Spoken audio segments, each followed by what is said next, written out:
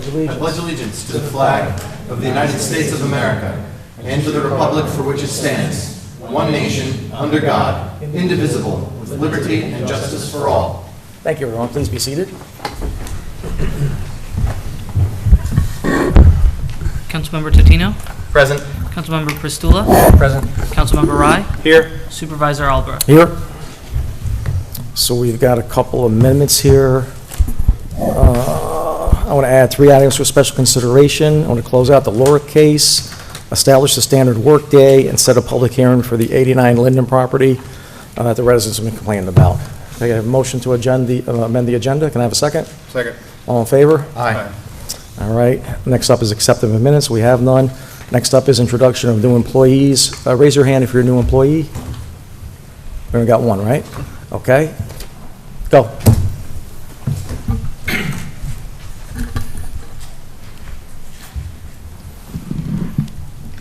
Good evening. We have a new police officer tonight.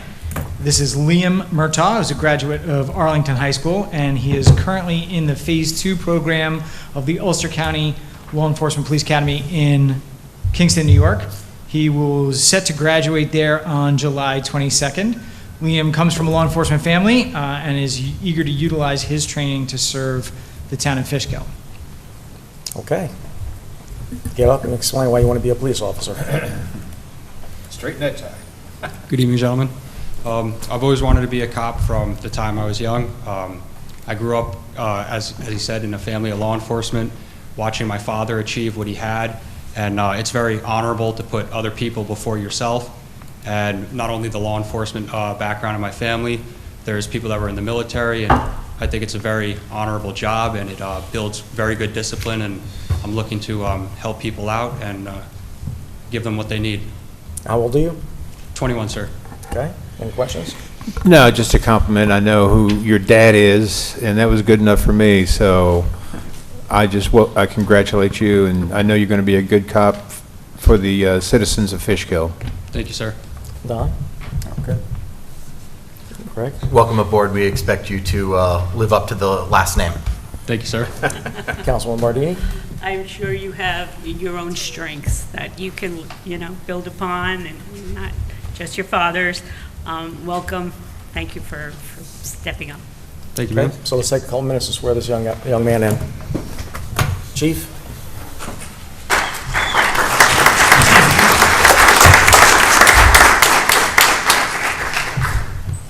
Under the seal. Go right to the seals. Repeat after me.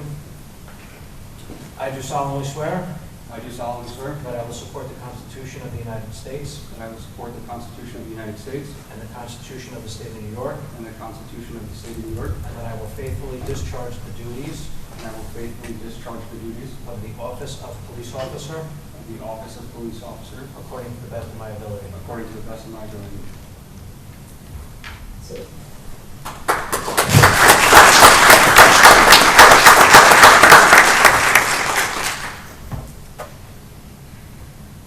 I'm actually poking a hole in my shirt.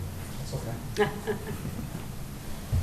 So Liam, welcome to being a police officer. You know what we do mostly, right? Yes, sir. Paperwork.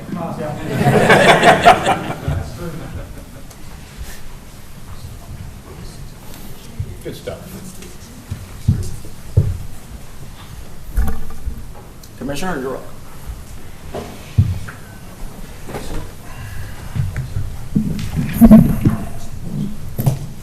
Good evening, Supervisor, Town Board. Here tonight just to give you a snapshot of the last 3 years and into the first 6 months on stats for the police department. A review of the overall stats from 2023 through mid-2026 demonstrate the town of police department continues committed to proactive policing, effective case management, traffic enforcement, shows a commitment to community policing, effective utilization of department resources. The department activity has remained consistently high over the review periods. Total blotter entries increased 8,084 in 2023 to 8,592 in 2024. respectively a 6.3 increase in overall police activity. Although the total body activities declined in 2025 by 1,054 to 7,538, the department activity remained substantial. Through the first half of 2026, officers have already documented 3,991 blotter entries, placing the department on pace to finish the year with approximately 7,700 to 7,900 total instances, consistent with the historical averages over the months. Traffic enforcement for the first 6 months of the year, our traffic officer has initiated 530 vehicle stops. He's issued 510 summonses, gave 77 warnings. He reacts also on a request from citizens of the town on concerns of multiple traffic enforcement reasons.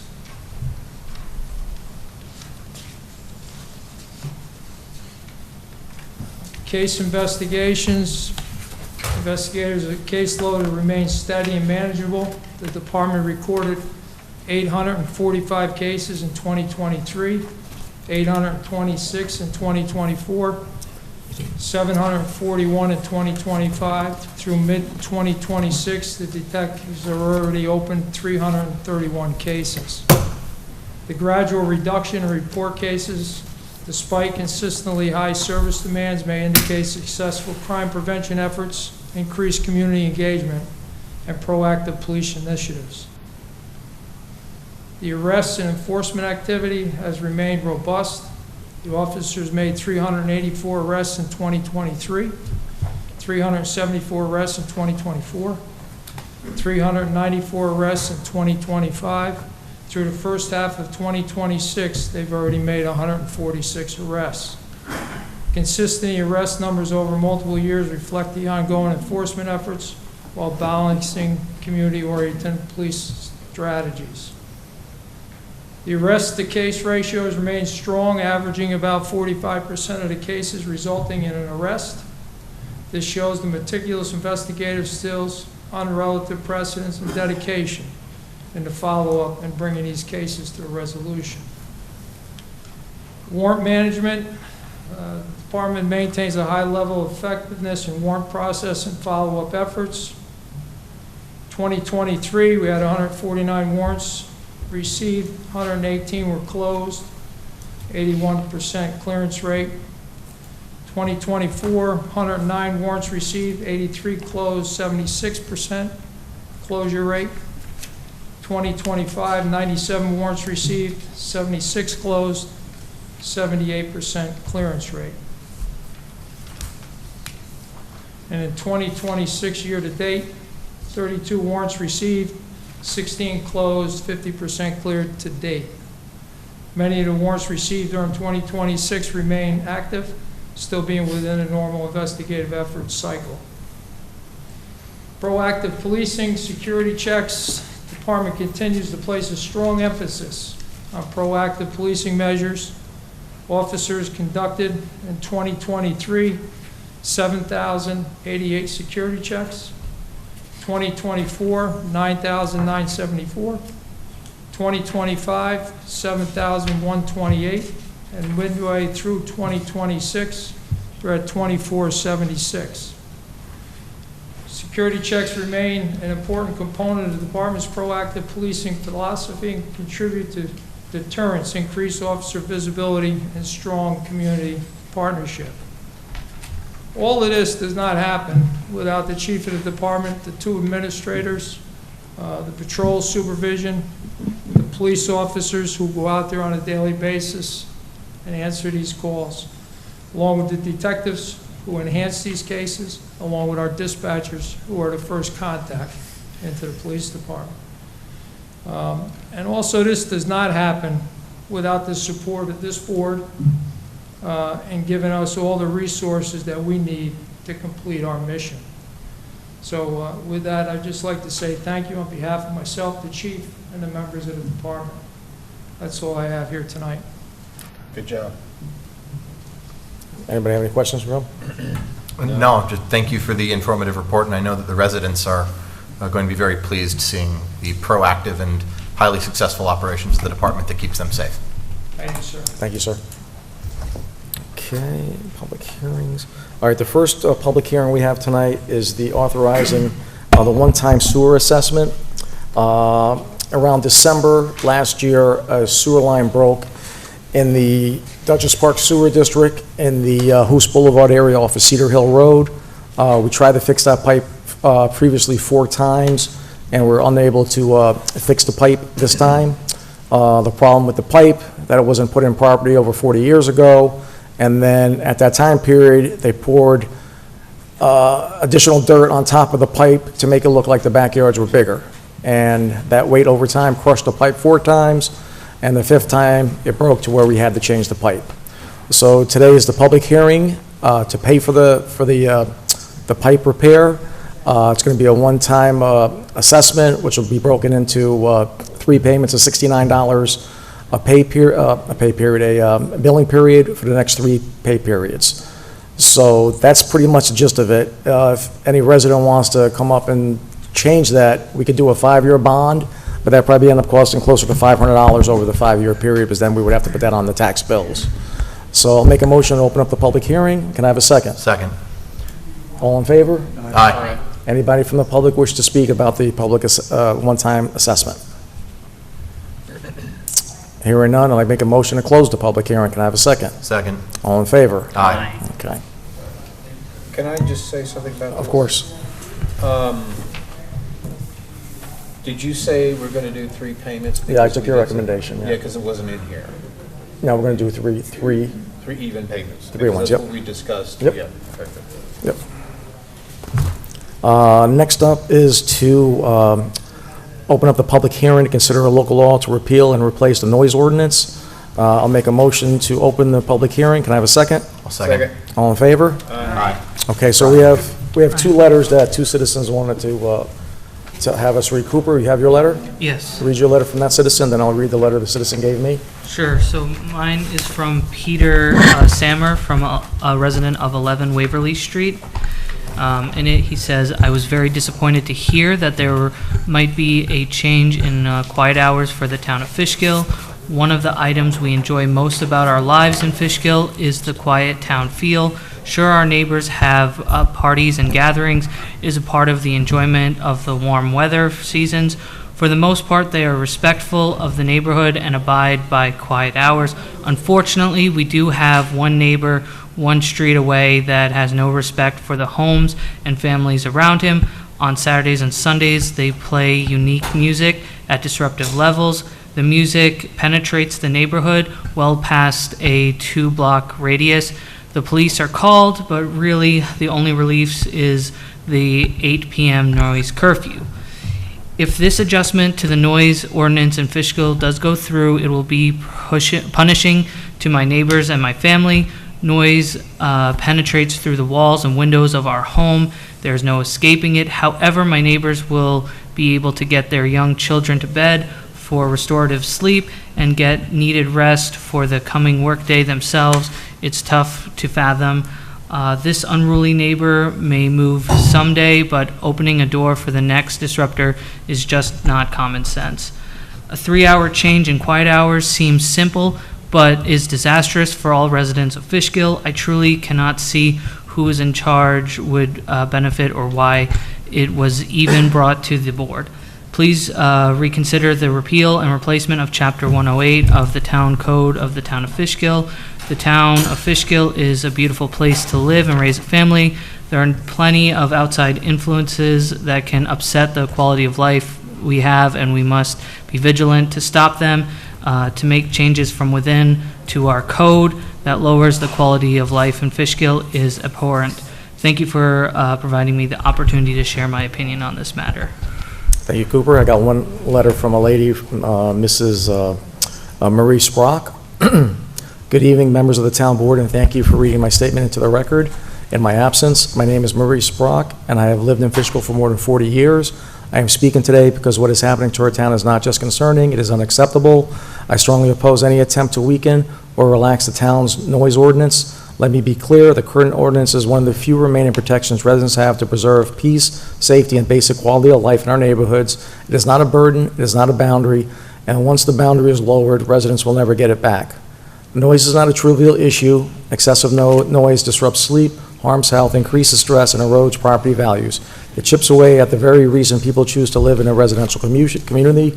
Weakening this ordinance would send a message that the comfort and well-being of Fishkill residents are secondary to commercial convenience.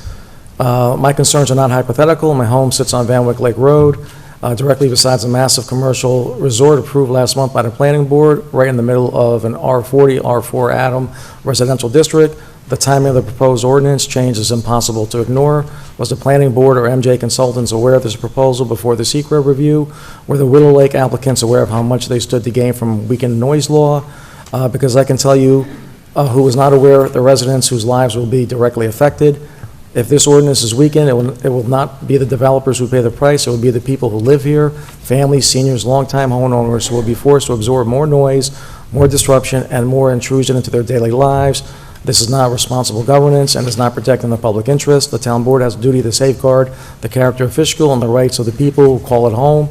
I have watched this town change since 1983 as residents of the community continue to ask to give up so much that commercial projects can gain so much. I urge the board to look at the cumulative impact of the recent decisions approving commercial uses in residential zones while simultaneously weakening noise protection is not planning. It's dismantling the very purpose of residential zoning. It fundamentally alters the character of our town, and it does so at the expense of the people who live here.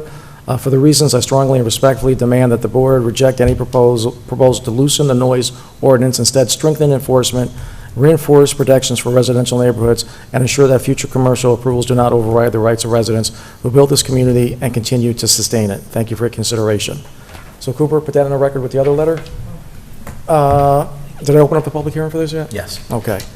So I know we got a whole thing here from you, Brian. The only thing I really like to do is get a noise meter so the cops can go and use a noise meter. Leave everything the same, how it is currently written, and just whatever a noise meter, whatever the, Decibel meter, yeah. get a decibel meter. Yep. Let's have whatever those amounts are, and let's just add that to this. Let's not change it. Yeah, okay. So we'll redraft, just put the decibel meter information in, and we'll continue the public hearing till whatever date you think is appropriate. August. Yes, so make a motion, make a motion to continue the public hearing to the August 5th meeting. You want to speak? Speak, yeah, I apologize. Anyone want to speak about it, speak. Russell Nally, Fishkill. Just a question.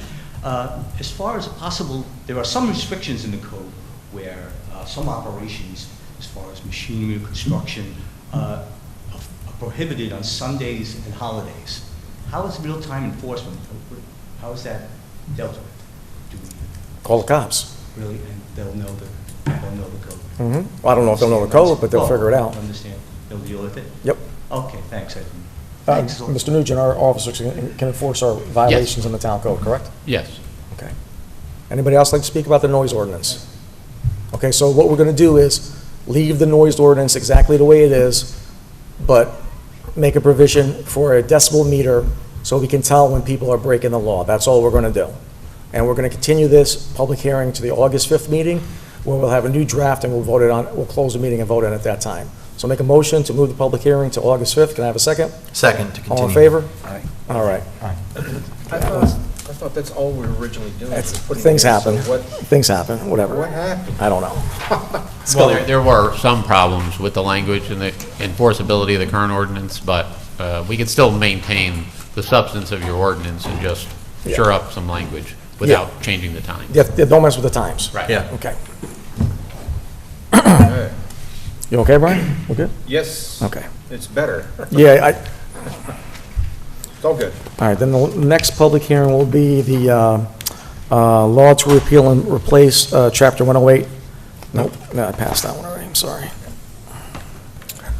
Public hearing to consider a local law amending the town code to establish expiration of site plan approvals. I make a motion to open the public hearing. Can I have a second? Second. All right, all in favor? Aye. Okay. So what we want to do is, we've had a couple projects with the residents of Fishkill have been complaining about where a developer will come into the town, get their approvals, either a preliminary approval or final approval, and sit on the property. There's probably 3 or 4 properties like this across the town of Fishkill. My friends in town of Wappinger, north of us, put in a provision where they have a 3-year statute to, once they get that approval, they have 3 years to get that done, otherwise it expires and comes back before the planning board. So currently, you've seen the projects, everybody knows what's going on in Fishkill. They'll have 3 years to get it done, or else they're gonna have to come back to the planning board. So, Mr. Nugent, before I let the residents speak, can you give us a quick update of what we're about to? Yeah, so right now, my recommendation was that we have the planning and building department provide comments on this, because they're the boots on the ground that are gonna have to deal with it. And so we have the draft local law, but we still don't have the comments yet. I think they wanted to have it forwarded officially to the planning board by the town board for review. Okay. To get comments back before we finalize the language. So planning and zoning? I'd say the building department and the planning Okay. department. I don't think the Plan- zoning board needs I don't to know. Okay. really review that. It's primarily a So planning. planning, But doesn't that also, because it's dealing, sorry to interrupt, because it's a zoning change as well, doesn't that also have to go up to the county for their comments on the local law? Usually the review is, if there's actually changes to the uses. This is not really concerning a zoning use. It only concerns administrative, an expiration of a permit. So it's not the type of review that needs to go to the county. Okay. Is this going to be for projects approved after this, or is it going to be all projects, even those that are approved now? so we're gonna do a 2-year grandfather clause? Yeah, the plan was to, anything existing would still have at least a 2-year window for the same provisions, and then anything after the adoption of the law would have the 3-year window. So some of the ones existing may technically have longer periods of time, but at least there's, ample room for them to do what they have to do. At least the clock starts ticking. Okay, so Mr. Nugent, how would I, tomorrow morning, how would I forward this to what do you recommend me forward to the planning and the building inspector? I would first just recommend that we make a motion to refer this to the planning board for their review and comment.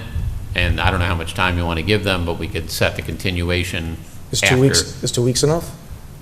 Do you know if they're meeting anytime? Cooper, they do their, I think it was the third Thursday of the month, what do they do theirs, or was that? That's one zoning day- yeah, is two- a and this- Monday, and and the Tuesday second is- Tuesday. Then I think. Tuesday is, Might be the 14th, the planning board meets? one is a Tuesday and one's a Thursday.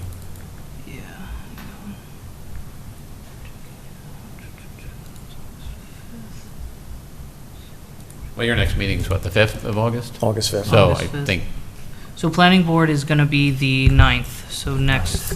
Okay, that's plenty of time, right? You're right, So I'm not, so I'm not sure Thursday. based off the submission, but we can try the submission dates for the planning board. So, maybe say about the 22nd of July. That'll give you 2 weeks before your next meeting. Okay. That would be fair. All right, so what was that motion you just said? So the motion would be to refer the draft local law regarding the site plan expirations to be referred to the planning board for review and comment, with comments to be received by July 22nd. So All right. moved. I'll second it, all in favor? Aye. Okay, so when I had the planning board secretary send you the update, is that included in the draft today? Or you're gonna update that to give to me to send back to them? Yeah, I'm going to take whatever comments come in, update it, and also I think we have to add the 2-year provision 2-year. as well. So just give them what I have right now and forward what I have right now to them. Why don't, tomorrow we'll talk, because I want to put in the 2-year thing so they have Okay. that, and Okay. then. So when you get that to me, yeah, I'll forward it to and then the, we'll forward it to them. to the chairman. and Okay. then, And then the public hearing will continue for anyone to comment on that version. can I, yeah, I was going to say, when that's all said with the additional verbiage, can I get a copy to place on the website? Sure. That we usually do, so that's all. So once I get that, I'll get Yeah, it but on there. if, just so you know, if we get their comments back, we're going to be posting another version after July 22nd, Okay. because presumably they'll have some comments that we may incorporate. Yeah, don't Okay. give anybody anything until Mr. Nugent updates the. Tell Yeah, I them- would wait for tell that us to- draft okay. back, and then after July 22nd, and at least 8 days before that public hearing continuation, we'll post the new We'll version. post the new version, so. Yeah. So it's 8 days before the, 8 days before the public hearing. Okay, so I'll So wait until I remember get that that, day. and then I'll post it on the Then it- website. Yeah, I dates think that out. would be best. Okay. So it's real simple, people watching. You've seen the projects out there. People come in, they get their projects ready, and they don't do anything. You've complained about it, the board is listening, and this is what this is about. So anybody in the public like to speak about this? If not, I want to continue the public hearing to August 5th. Can I have a second? Second. All in favor? Aye. Aye. All right, thank you. All right, next up is privilege of the floor. So I see quite a few people from the Beacon Volunteer Ambulance Corps. Does anybody else want to speak besides Beacon Volunteer Ambulance Corps? Raise your hand. Okay, ma'am? Non-Beacon Volunteer Ambulance Corps. So everybody's here to speak about the Beacon Volunteer Ambulance Corps. Okay, so just to give an update. So just give an update of what's going on with the Beacon Volunteer Ambulance Corps in the town of Fishkill. So to give you a little background, the most, probably about 60% of the town is within the roundabout ambulance districts, which is continuous with the roundabout fire department. The three portions of town which coincide with the Chelsea Fire Department, Glenham Fire Department, and Dutchess Junction Fire Department have been covered by the Beacon Volunteer Ambulance Company probably since the late 1950s. Those three districts pay zero in ambulance service. The roundabout ambulance district, there was a line in your tax bill, it's about $25, $40 in that range, so you pay for that. A couple months ago, I had a meeting with the Beacon Volunteer Ambulance Company, and they've asked for $500,000 to cover Glenham, Chelsea, and Dutchess Junction. So with that $500,000, that request, if the town board wanted to do that, the town board would have to create a second ambulance district. I think it's foolish to have two ambulance districts, but that'll be the determination of the board members whether we do that or not. Currently, we pay about $190,000 a year for 60% coverage of the town of Fishkill. Empress has indicated that they can cover the entire town for $400,000 a year, where BVAC has indicated they can only do the three districts for $500,000 a year. So just want to let the board members know that's where we stand. There was also mention that if we did not comply to BVAC's request, they would not give us coverage at the end of this year, fiscal year. Everybody understand what I just said? I understand what you said. You understand? So that's expired now? No, there's no expiration. We've never, those three Never had districts. a contract? Never had a contract, so they just covered it. Yeah. And if we were to say, yes, we'll give them 500 grand, we'd have to I got create you. an ambulance district, I got you. pay more than the other district. So that's where we're here. So, Well, it comes down, I mean, we have, it's no offense to these guys whatsoever, Yep. but we obviously have a good rapport with Empress. They've been doing a great job, and $100,000 is $100,000. it's not $100,000. It's $500,000 just for those three districts. No. He's talking about If- savings. Empress took everything, it's 400, whereas they would have 500 for three. For just three districts, Yeah. correct. We're already paying 190. No, I know. Yep. So what I'm saying is this, it's a cost basis here. So I just want to make sure the board members understand what I'm saying. I do. And the residents watching, before the members of BVAC have their opportunity to speak before the town board. So now, are you all going to speak individually, or if you're all going to say the same thing, why don't you just, it's all going to be individual speaking? All right, line yourselves up, please.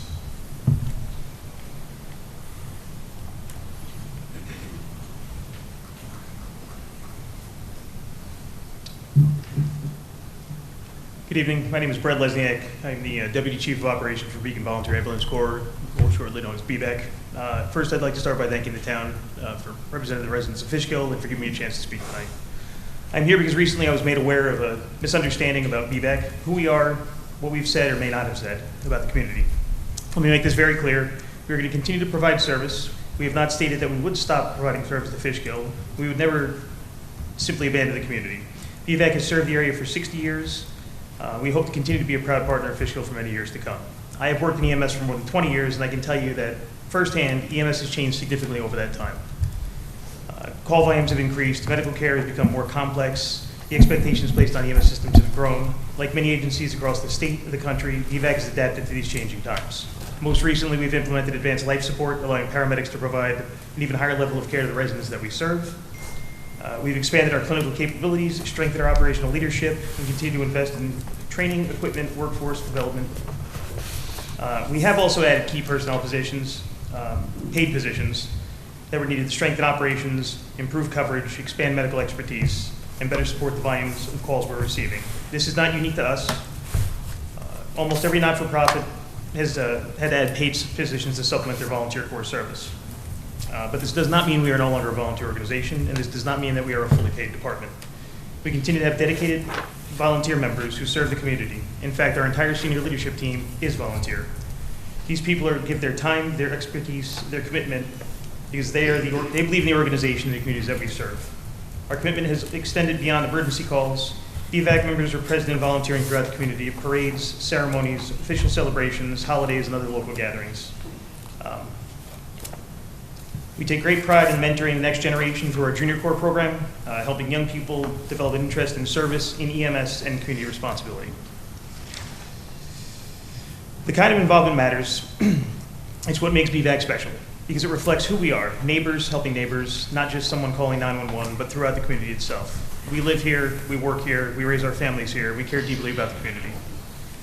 So while we are proud to have added paid staff as necessary to meet today's EMS demands, it's inaccurate to describe BVAC as a fully paid department. More importantly, it diminishes the dedication of the volunteers who have continued to answer the call, support the operations, mentor youth members, attend community events, and serve their neighbors. In the interest of continuing a good community partnership, we are here to make sure accurate information is part of the conversation. We respect the town's responsibility to evaluate options and make decisions in the best interest of its residents. It's an important conversation to have, and we're glad that it's being had. We simply ask that when the conversation reflects accurately that we are a modern EMS agency, both career and volunteer, built on a 60-year history, still deeply rooted in volunteer leadership and community commitment. At the end of the day, we all want the same thing: reliable, high-quality emergency medical care for people of Fishkill and the surrounding communities. BVAC remains here, remains committed, and remains willing to serve the community of Fishkill and be involved in a constructive conversation in transparent ways. Thank you very much for the opportunity to speak tonight. Who is the highest ranking officer here tonight? Chief Garcioli behind me, sir. Okay, thank you. Thank you. Next.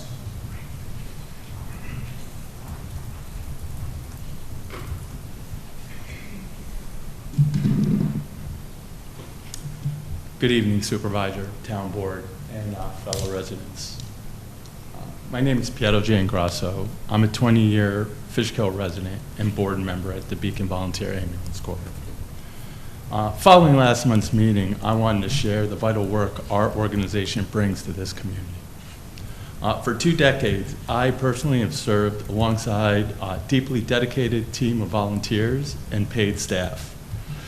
To give you an idea of my personal commitment, I volunteer 1 to 2 days a week for the past 18 years, and still proudly I'm on the schedule 6 hours every Wednesday as an EMT.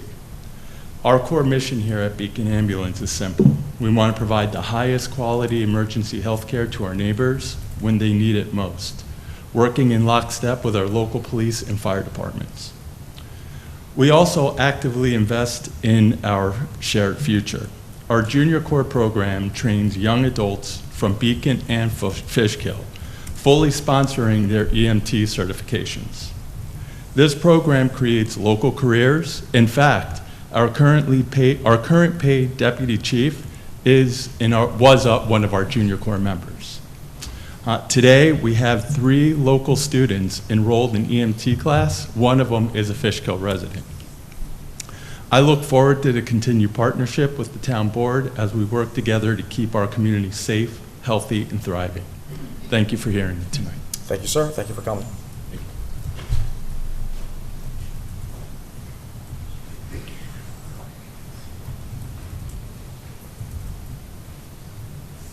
Good evening. Thank you, Supervisor Albra and board members, for this opportunity.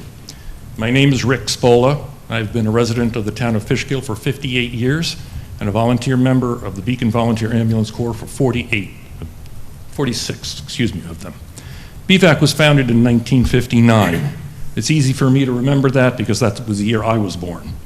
And for 67 years has been part of the community of Beacon and parts of the town of Fishkill that include Chelsea, Glenham, and Dutchess Junction. We are more than an ambulance service, though. We provide CPR training for the public. We have a Junior Corps. We take part in community events like National Night Out. We respond with our partner fire departments, Glenham, Chelsea, and Dutchess Junction, to help them whenever they need us. BVAC is a volunteer membership-controlled organization under Section 501c3 and governed by the rules of New York State Office of the Attorney General. We are nonprofit, and as such, our finances are public information. Yes, we have paid employees. We added them to enhance our operations to keep pace with community needs, just like many other well-run nonprofits, such as the Red Cross and Habitat for Humanity. Like all nonprofits, bettering the community we serve is at the heart of our mission. EMS has changed significantly in my years as a volunteer. 40 years ago, it was unusual to have more than 100 calls per month. Last year, we were dispatched 3,786 times, which averages out to 315 times per month. Our roots are in volunteerism, and we have a significant volunteer base, but we've had to change the way we operate to meet the demands of our community. Changes aside, we are proud to be the only remaining volunteer ambulance corps in Dutchess County. And we're proud to serve this community, not just through saving lives, but through a commitment to public health and safety, EMS workforce development, and our 60-plus years of experience supporting these residents. BVAC wants to continue serving our community. Hopefully, we can all continue this conversation in a follow-up meeting and make that happen. Thank you for your time this evening. Thank you, sir, for coming. Anybody else?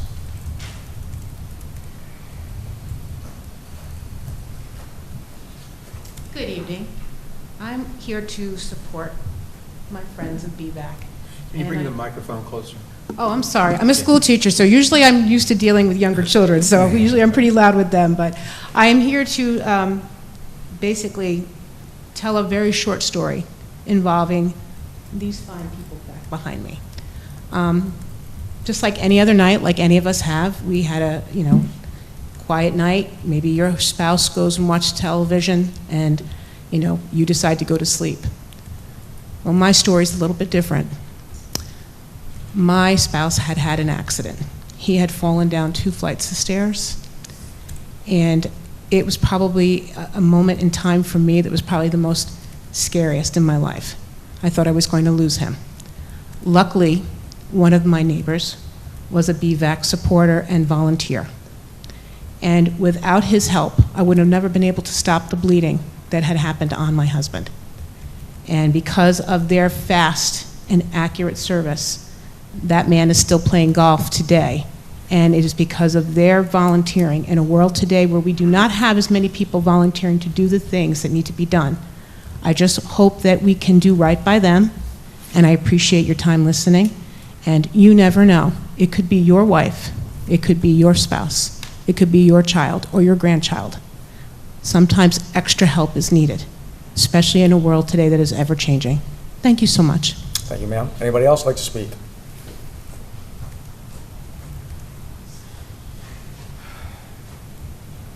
How are you guys? So over the past 3 years. What's your name, sir? I'm Matthew Molina. Sorry. Over the past 3 years, I've been in 7 different ambulance routes. All of them due to shoulder dislocations. These people behind me were the ones who came to pick me up every single time. Every single time it was worse and worse and worse, physically, mentally, and they would talk me through it. They would pick me up in the ambulance. I would be very emotional. They would talk me through it. They saved my life. I was in a very hard time mentally. My mom and dad know that. My mom's going to talk about it in a little bit. And I would come home after my shoulder would be dislocated for 3 hours, and they would come check up on me. They would reach out to my mom and dad. They would just be there for me. And no other big ambulance organization is going to do that because they truly cared. You can't put a price tag on that. You just can't. They saved my life. Thank you. Thank you. Mom?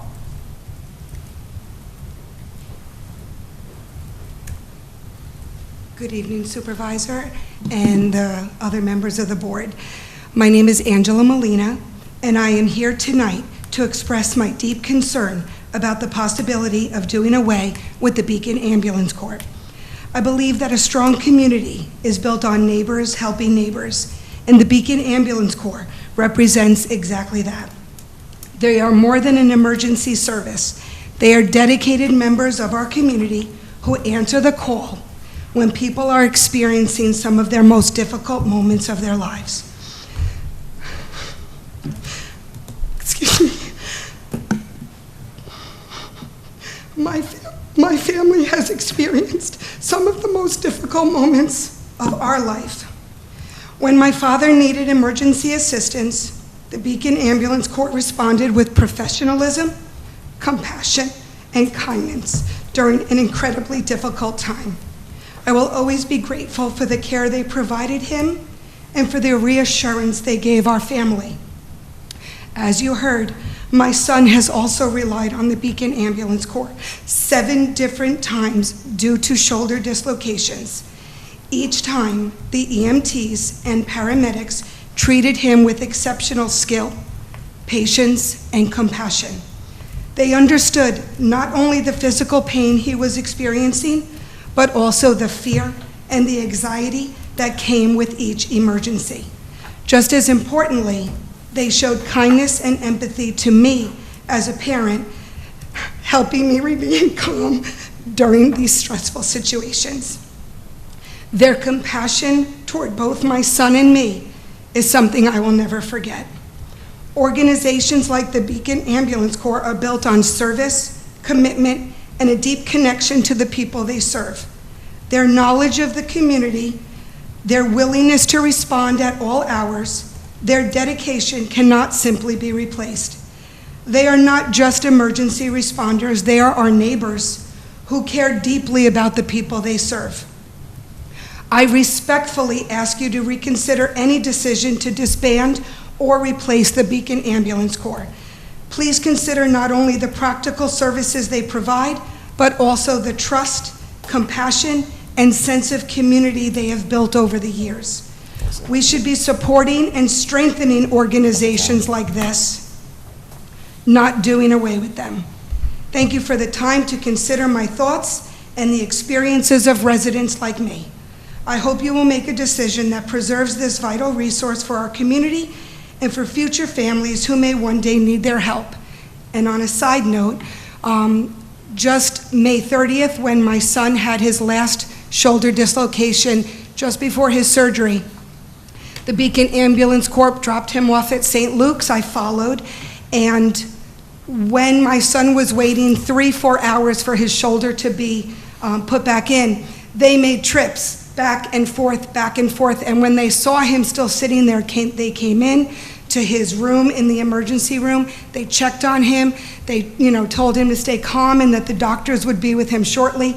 And I just don't feel any other organization would do something like that other than your neighbors. Thank you very much for your time and consideration. Anybody else?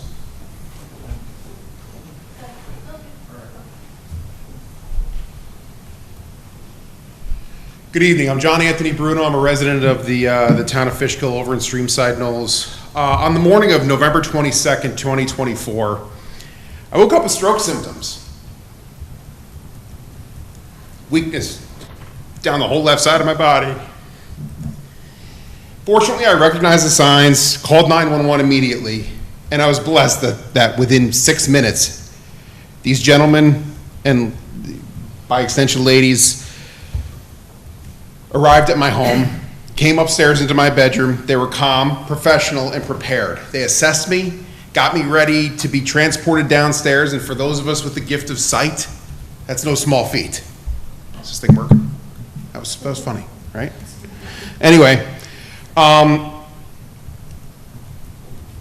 that's not the reason I'm here. My wife's a nurse, and of course, as irony and luck has it, she's working an overnight shift that evening, that morning rather. And she has a daughter. My stepdaughter is a 25-year-old who is affected with autism. She was having a very difficult time at the other end of the hallway. These gentlemen went down that hallway and comforted her and got her to a position where she could see me being, carried out.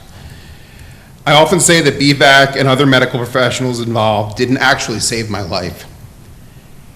They saved, however, my way of life. I was very fortunate that my stroke was minor.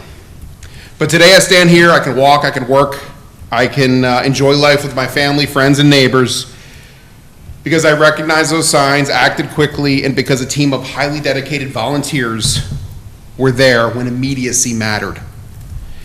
That type of commitment deserves my gratitude and your support. I ask the town of Fishkill to continue the support of the Beacon Volunteer Ambulance Corps and the dedicated volunteers as they continue to save lives. Thank you. Thank you, sir. Anybody else? Ma'am?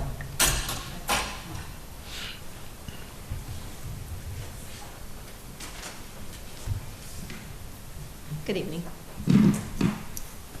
Not really a public speaker, but my name is Michelle Spola. I was born and raised in the town of Fishkill, actually Glenham, where I still live. I was a member of the BVAC Junior Corps, which confirmed my decision to become a nurse. I remember going door to door for donations for BVAC, which unfortunately is no longer, we're not able to do that any longer. I would like to share some concerns that I have as a community member. My father was, and my brother is, a life member of Slater Chemical Fire Company. BVAC currently responds to fire calls to care for the firefighters. I'm concerned about the safety of the firefighters if BVAC is no longer covering in the town of Fishkill, Slater's, Chelsea, and Dutchess Junction.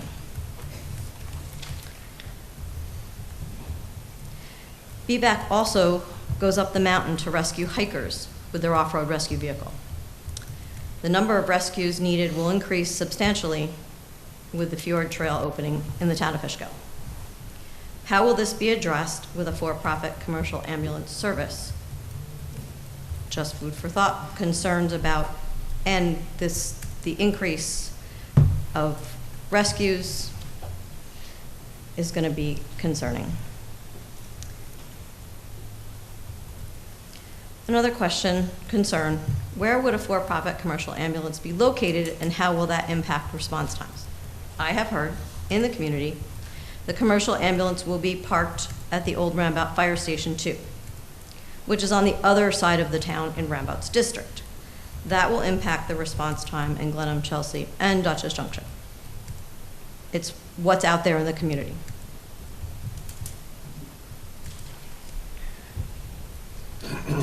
Okay. What would happen if BVAC, a non-for-profit organization, is gone and a for-profit commercial ambulance service raises the contract rates to provide an ambulance in town? This has happened throughout Dutchess County. The result is an increase in taxes for the residents in Fishkill. Thank you for listening to my concerns this evening. Thank you, ma'am. Anybody else from BVAC would like to speak? Sir?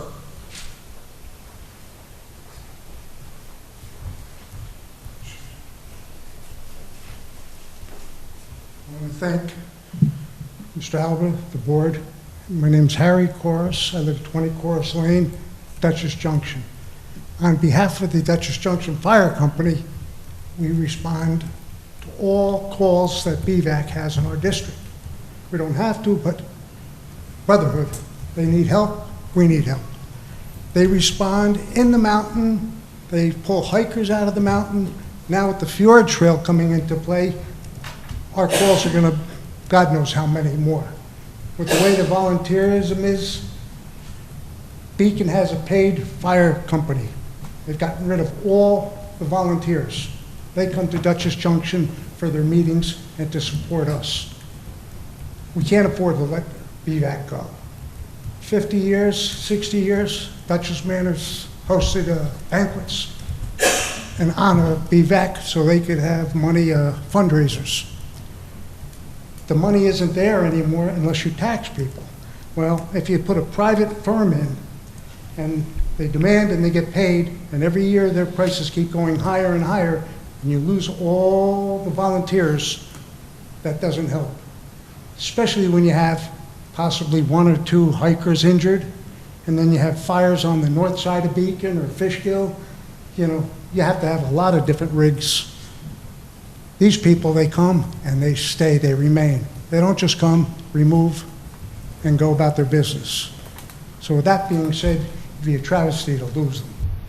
And I'm sure there's a way you can figure in the money they need to operate. It can be done over the county, the town, but you can't lose them. That's all I can say. Thank you, sir. Anybody else?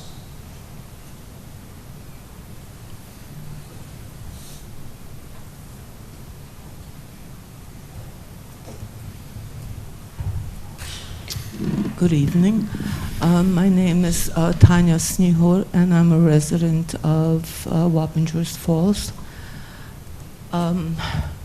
Through my husband's 2-year illness, unfortunately, I needed to call 911 on very many occasions. But fortunately, every time I called, I would get the Beacon Volunteer Ambulance Corps to respond. And I think in my thoughts and what I hear, the common theme from everyone who's spoken today is the idea that it's a volunteer ambulance corps. They're doing this because they really want to. They want to help. They're not bored with their job and they're coming because they've got a shift and they have to work. They come because they want to. And they were always so kind, so compassionate, so professional, and prompt. I don't think I ever had to wait more than 10 minutes for them to arrive. And when I think at a point they knew my husband already because they came so often. But I always felt that they didn't just bring me to the hospital and drop us off. They were there, as my neighbors have mentioned too. They're there, they follow up, they make sure you're okay before they leave you. And I think it would be a great disservice to the community if they were no longer here.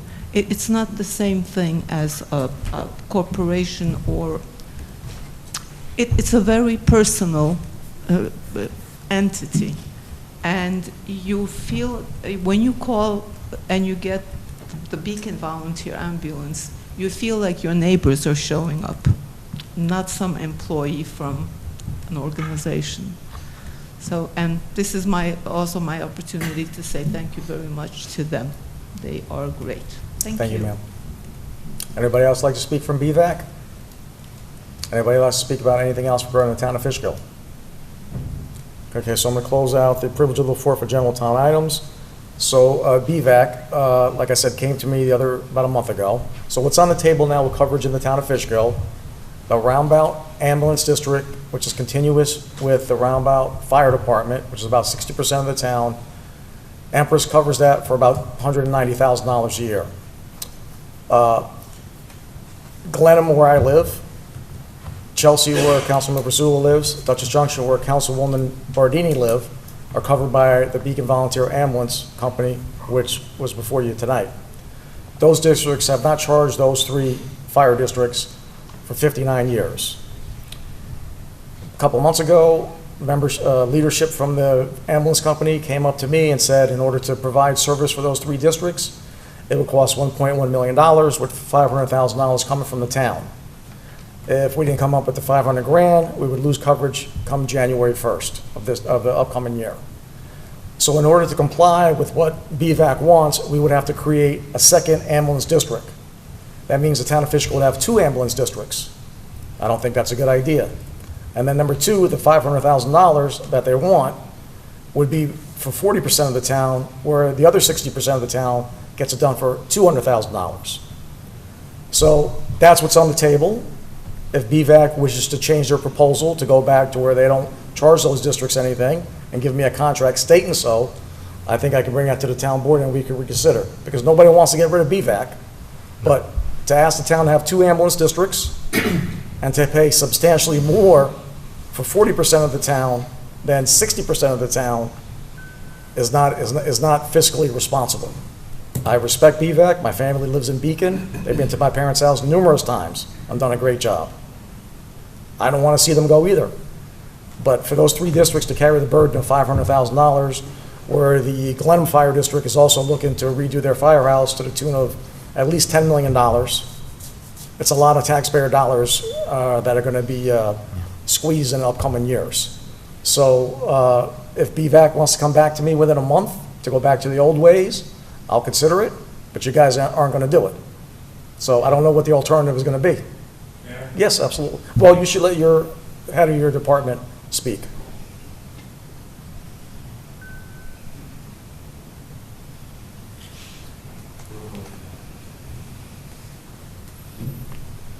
First thing, Mr. Scarcilli, am I inaccurate to what I've been saying? We are not prepared to leave the town. No, did I say anything here today that was inappropriate or inaccurate? We're not leaving the town. We are not leaving in 2027. So at that meeting that you attended, no one said that to me? I don't recall that. Okay, continue, please. Sure. We would like to entertain the conversation to come back to the town and have further discussions. So, can I get this straight? Absolutely. Where did this 500,000 come from? Well, the 500,000 is definitely needed. There is revenue based. So was that a proposal, a verbal or a written? That was a proposal that we presented to town supervisor. So it's a written document? Correct. He was presented with a packet. 1.1 million, 500,000 coming from the town. I got it. And 6,000 coming through insurance reimbursement. I understand. So, it's you know, I mean, a conversation should be had, but it would be too lengthy to go into it now. But I mean, obviously, listen, I've come to your parties there at holiday time. I'm familiar with you guys, you know, and obviously the endorsements from everybody here are very, very important. But as Ozzy said, you know, there's a responsibility on using our funds. So I don't know what you guys can do to recalibrate. If you can do something and come back to us with something that is more feasible and maybe a blend, I don't know. It's zero now. Yeah, it's zero now, but now it's going to 500 grand. So, and we can get Empress to do everything for 400. So you see where we are, right? Of course. There's nothing against you. It's just the numbers. So maybe you guys can develop something and come back. I don't know, but 400 is expensive enough. So 500 is like 400 for the entire town and 500,000 for 40%. Is that the proposal? That's the proposal. It's hard for us to accept that. It's hard. Yeah. I mean, come on, you can see that. Sure I can. You know, it's difficult. So anyway. Sure I can. Costs are definitely higher. Ambulance services definitely higher. You know, you're looking at a private organization that only services a certain particular area versus other corporations that service almost most of the county. So obviously they have other areas, other ambulances that are readily available that can take calls where we have limited resources because we have limited areas because we do not have the ambulances scattered throughout the county that can just drop and handle the different types of calls that are coming in. I would love for you guys to try to make this work, but it's... I don't know, first of all, I don't know how we create a second ambulance district. Yeah. So if they said 25 grand, I don't know how we do that. It'd be foolish for us to have two ambulance districts. Yeah, I think the only way that we could do it in good conscience would be to put that up for a referendum. I mean, we can't impose that. Impose what? I'm saying we can't impose an ambulance district without the consent of that. No, I'm saying it would be in our practice to encourage those people to vote on it. What we would do is extend the ambulance district to cover those three districts. Well, right, I'm saying based on the proposal that was put forward by BVAC. I'm agreeing that it would be a logistical nightmare to do. What I would like to convey, this is my third year on the board, so I'm new-ish, but not new. One of your deputy leaders was mentioning about how over the last 20 years in particular, EMS as a service and as a science has changed. And there are a lot of new demands, and BVAC has gone the extra mile to arm itself with every tool and resource that it can muster to provide life-saving service. First off, let me thank everyone who came here today, not just because you came to speak, but because you do what you do. You are quite literally lifesavers, and the town of Fishkill is grateful to all of you, not only for doing it, but for doing it as volunteers. It is beyond impressive, beyond the service that any of us could imagine. But as a person who was elected first and foremost to be a steward of our constituents' tax dollars. I am surprised at the suddenness of needing $500,000 a year, because this is something which has been said before, has not been charged to the residents in the past. Now, I understand that there are fundraising opportunities that have been diminished, and with your expansion and new resources come increased costs. But there was no proactive communication with the town about obtaining those, or the potential ancillary costs that come with it, or the possibility that those costs would need to be passed on to the town's taxpayers. So it was certainly not conveyed directly to me.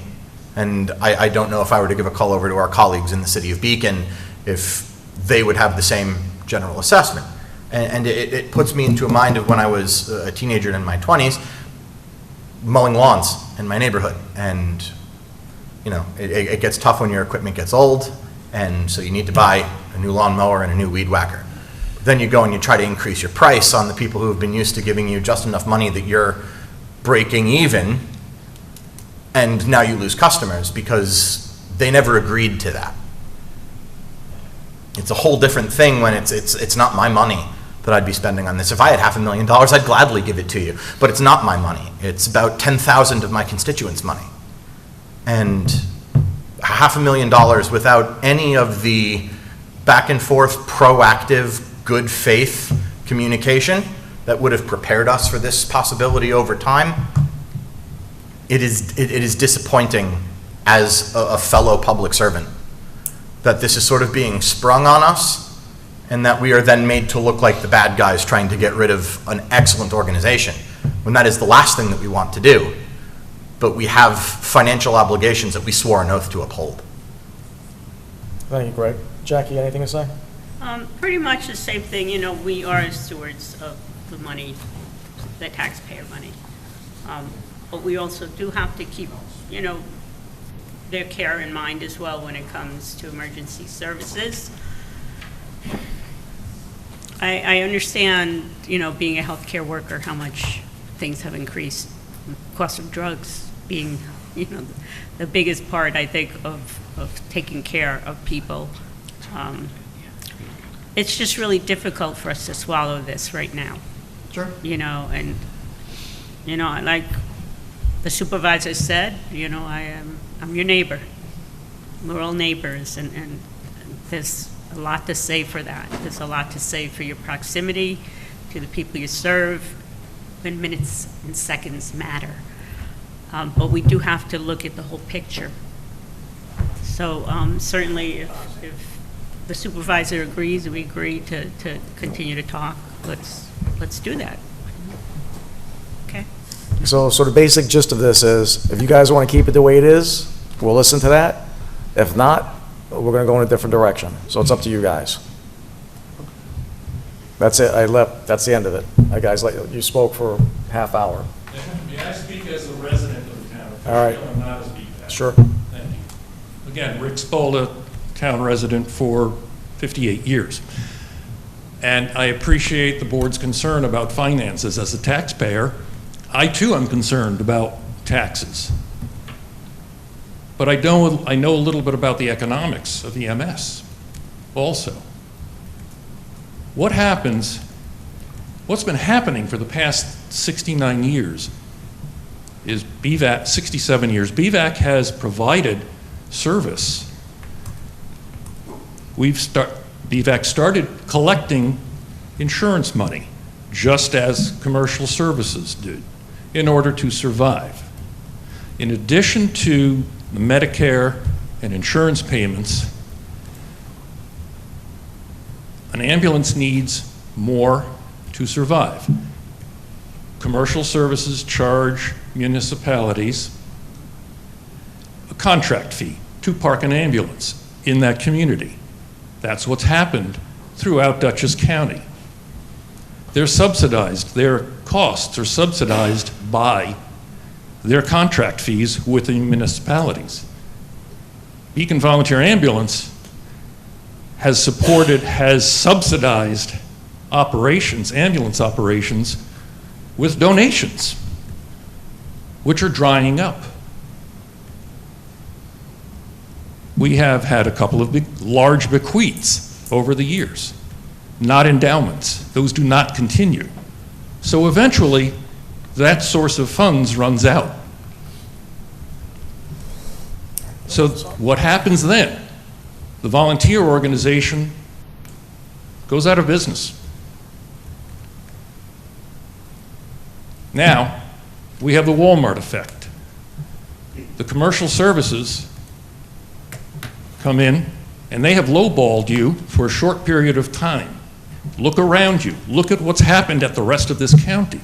They've lowballed short term, and when nobody else is there, they have a monopoly, and tax rates go up. So I'm speaking as a resident.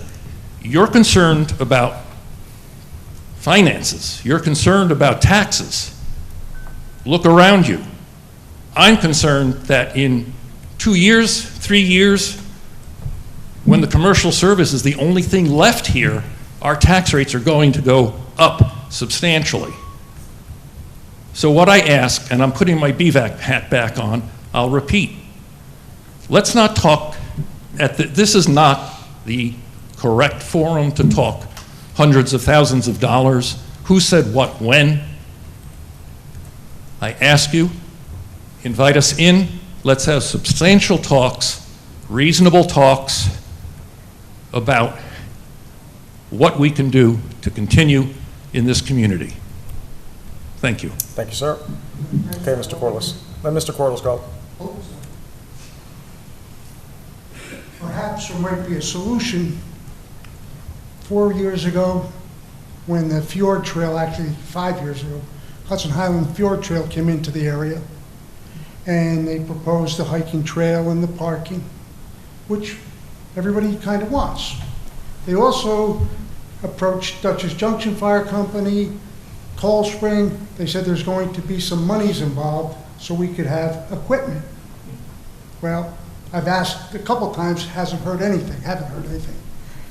Perhaps you being the town board, you the supervisor, can mention to them, hey, listen, you're going to be putting a lot of pressure on the services, ambulance and fire. They need help. Fjord Trail is a not-for-profit, but they're backed by a lot of money. A solution might be there. If the way you could talk to them, maybe they can present enough where BVAC can continue and escalate over the years, maybe a little here and there, and see what happens. So it doesn't have to go onto the taxpayers, because 90% of these hikers are not from the area, maybe not even from the country. So when they come, they call for the services, maybe they get billed. Who are they going to chase them into? France, Spain, who knows, China? So it might be beneficial to approach them, and sooner than later. Thank you, sir. Thank you. All right, this will be the last comment. Last comment, yeah. So I just wanted to address the comments about not knowing. Supervisor Alva, we did have conversations at a few different fire department banquets. You came to our banquet. And we had a conversation in December, December last year, where there was something about delayed coverage, and we had to square that away too. Correct. So the conversations were out there. This isn't the forum. I don't want to be, we said this, we said that. I do want to entertain that we can have an open door conversation and kind of, discuss this further. That's kind of the point. Thank you very much, Mr. Right, Chief. thank you. Thank you, Chief. All right, that's the end of the opportunity to speak. You guys want to hang out for the rest of the meeting? Okay. All right, give you a chance to leave.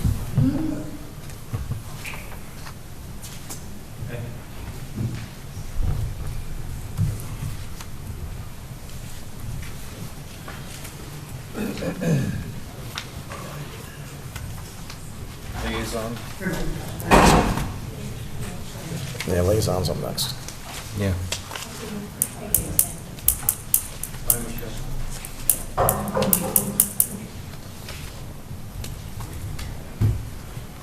Okay, liaison reports, Councilman Ryan. Okay, of course, I'm sure everybody knows that, speaking of Rombout, they make good pancakes. And they have a great pancake breakfast at the end of every month, and I went to I went this past Sunday, and it was fantastic. I encourage everybody to go, all citizens. Had some new citizens that were there. They were like, hey, let's try the pancake breakfast, and they were overwhelmed, and we'll be coming back. So everybody go to Roundabout Pancake Breakfast. I don't need to mention the senior picnic. It was something we already covered, but I will, right after the last meeting, we had a great event occurred at the Renegades Heritage Financial Stadium. I think it was highly successful. It was very memorable, and it will help to accentuate our celebrations of the great history in this town for the 250th of our great nation. I also attended the Fishkill Rule ceremony. Their how do you call it? Flag retirement? Or, flag retirement. Yeah, flag retirement. And that was the first annual, and that also was a great event. And you and I and a certain member at the end of the row here attended a birthday party for someone who turned 100, but I'll leave that up to you to discuss. Don? Yeah, our resident, Fishkill resident, Dorothy, help me out. Kalajowski, right? Kowalczyk, that's it. I should have written it down. She corrected somebody yes. mispronounced. She did. She did. And my name is My Jerry. Polish isn't as good as my name would imply it would be. That was a great event. I appreciate that. And I appreciate everything Brian said about the flag ceremony, which was outstanding. I'd never been to anything like that, and I thought it was really outstanding. And of course, you guys did a great job planning that 250th. I can't take any credit, as I said that night, but it was quite an event, and anybody that missed it, I feel bad for you, because it was a great event. That's right. Thank you, Don. Greg? Yeah, I'm not going to bore everyone by saying what has been said already, but it was a fantastic event, and I do look forward to it being on our televisions and on YouTube, and everyone who wasn't able to attend to be able to enjoy it and participate in 250 years of Fishkill history and our nation's history that way. I wish I could have been present for the flag retirement ceremony. I was out of state looking after my father after a medical procedure. But of course, this coming Saturday in the village, we have the annual reading of the Declaration of Independence, and then I believe at 12:15, the Reformed Church at the corner of 52 and 9 will hold its annual tradition with a little specialness this year, because they'll be ringing that bell 250 times, once for every year in the nation's history. They are on Facebook, the First Reformed Church. I knew they were having a sign-up for people who wanted to ring the bell. I don't know if there are spots available. I don't know how many times you'll get to ring it, but I know that they were offering the community an opportunity to be part of that, and I encourage everyone who is interested to look into that and reach out to the church there and find out about what they're doing on Saturday. I didn't know that. That's pretty cool. Yeah. Yeah, 250 times. That's going to be cool. Okay. Councilwoman Bardini? Yeah, the same, pretty much. Yeah, I just want to say that 100-year-old Jerry was amazing. I hope that I can turn 100 and be able to be that sharp and be able to speak to people like she did. And she had family there. They had great food and drinks, and it was just a very lovely time. So kudos to Jerry for making it to 100. Nobody talked about the fireworks at the stadium. It was a great show. It was. Very professionally done, and so if you're going to watch something on YouTube, go to the end there and see the fireworks. But also, I think that the thing that was unique about it is that we had people from the surrounding towns come in and talk about the history that their particular town, which was once we were all part of the same Rombout patent, as it's called. And the significant contribution of the people in those towns that have made Dutchess County and Fishkill as great as it is today. So, yeah, that's it. Good. Thank you, Councilwoman. All right. That flag ceremony was pretty cool. I was in the Army, and we never did anything like that. and they had it at the Fishkill Rural Cemetery, and they dug a big pit. They had the Boy Scouts, the Cadet Honor Guard, and it was very impressive. And I'm looking forward to doing it again. It was our first annual, and the Rotary Club of Fishkill did a great job with that. All right, so let's get to me. We talked about ambulance. So, Mr. Nugent, so the town of Fishkill currently has one ambulance district, which is continuous with the Roundabout Fire Department. Could we start looking into how do we expand those other 3 districts into it? When you say the other 3, are those ambulance districts or they're? They're fire districts. They would be what's currently covered by BVAC, but Beacon Volunteer So are Ambulance. you Coverage. looking to expand the ambulance district? Yes. To cover Those all 3 of it? fire districts. Yeah, it would basically be to extend the district. You know, there's a process for that in the town law. Not your Okay. town law, the state town law. So maybe like in September, we have some type of, if nothing can be worked out, we have to move on this. Yeah, I can give you a memo with the process for extending a district. Please. Okay. But yeah, it can be done. It can be would done. just be a matter of, petition and public process. Okay. Does the public have to vote on that? It's permissive, I believe. I'll confirm that, but I think it's a permissive referendum. So if a petition was carried to put it on a ballot, that could happen. But otherwise, it would not. Ooh. But I'll confirm that because there may not be a permissive referendum for that, but it's definitely not mandatory. Definitely not mandatory. Okay, so that's September, by September? Yeah, I mean, I can give you the process, and then, it'll be up to you in terms of the timeline, or if Okay. you want to hold So- off for a little while to Give see me a if little things while, work see, out. yeah, exactly. Okay, good. So that's done. So we talked about the Little Red Schoolhouse. You got what I gave Mr. Gaba to you. What are your thoughts going forward? Yeah, I mean, I think we discussed this last time. I think you might need some assistance from your state representatives, but it seems clear the last stop was DEC, based on the order that's in this packet that was, issued back in 1973, transferring jurisdiction to the DEC for this larger land was not just the schoolhouse property. So even though they carved out 1 acre, which is where the schoolhouse is, it doesn't matter? Well, it at least appears that the jurisdiction for the property went to DEC from the Department of Education. So, but from what I understood from Mr. Gaba's prior communications, DEC, kind of hadn't responded or acknowledged any responsibility.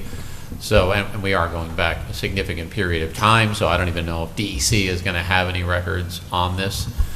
So that's why sometimes it's helpful to get your, state level representatives involved to get the parties at DEC to look at this paperwork and, see if we can move forward the process of transferring it. No, you guys okay to have Mr. Nugent draft a letter to Assemblyman Beepam and Senator Rollison? Sure.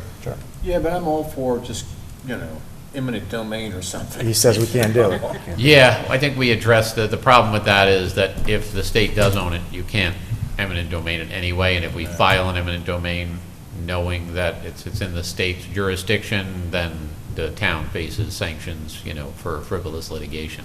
So the only way you're going to have eminent domain is if you determine it's privately owned, or at least you have some ground to believe, the state disclaims ownership, and then it would be under the private process. So if the DEC were to respond to the town's inquiry with or without the assistance of our state representatives, and were to respond to the effect of, we don't know what you're talking about, it's not ours, then we could Yeah, file I think then an we'd eminent be in a domain? much better place, because then we know the state's not claiming ownership of the property. Right. Okay, so you guys okay with having Mr. Absolutely. Nugent draft a letter? Yeah. Okay. In the letter, not meaning to. No, go on. But what are you going to say in it? And what I'm getting at is basically, can you include in there like, the town would like to have it, basically, what's it to you? Why don't you sell it to us for $1? Can you do something like that inside of this thing? If they Yeah. indeed want to say, yes, it's ours, we've had to hunt you down for 2 years now, and, you're not gonna do anything with this, it just, Yeah. So what we're looking to do, this school serviced the kids from kindergarten to 12th grade for like 80 years. They taught all the classes in there, and it was only 700 square feet, so about half the size of this room here.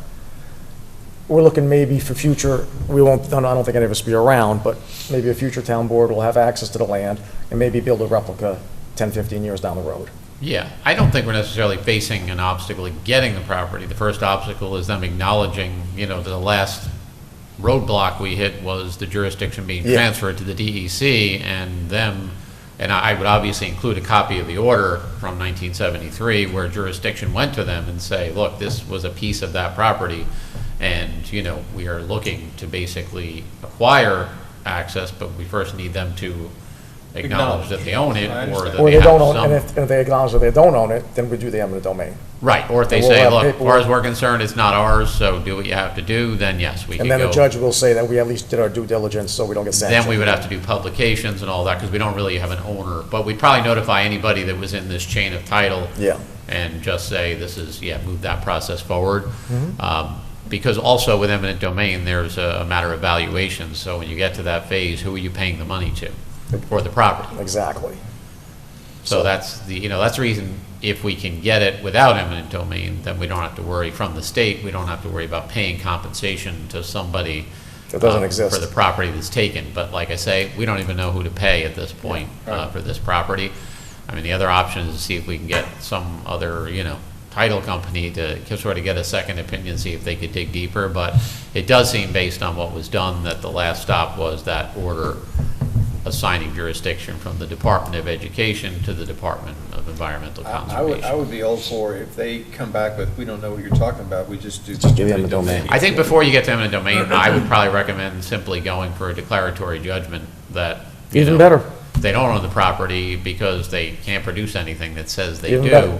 and that it should, default to the town. But Right. one of the problems with that is if there was a no ownership, it would typically issue to the state, not to the town. So I think ultimately that's why I want to kind of get your representatives involved to say, look, we want this property. They can sometimes push things on the DEC side to say, look, you guys Okay. obviously don't even know about this property, so why do you care? Yep. Give it to the town. Got it. Okay, so the process is, you're gonna do a draft, you're gonna write the letter, and we'll send it to our assemblyman and our senator. And we want responses from them, they support the town, is that what we're looking to do? Well, we want them to really reach out to DEC. Reach out to the DEC. Because they'll get a better response than we will, frankly, and to put them in touch with us to say, look, whoever it is there, and I may reach out to them as well in the Got it. meantime. I'll send them the letter, the order, but then just solicit some assistance and get, if we don't hear anything at all, to get those representatives involved. I feel comfortable with that. That's good. All right, so that's that. Back to this Van Wyck Lake Road thing here with the cars. Were you able to speak with Joel about issuing the tickets on the cars? I know we talked about it the other day. Yeah, Yeah, it's a headache.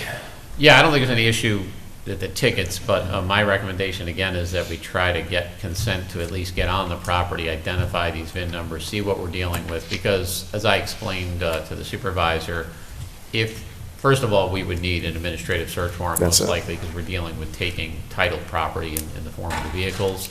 But even if the town takes them and can remove them from the property, and by doing that, you've got to put them somewhere while you go through the process of notifying owners and following abandoned vehicle process to either junk them and scrap them or sell them if they're worth anything. My understanding is they're all basically junk vehicles and nothing that's going to be worth anything.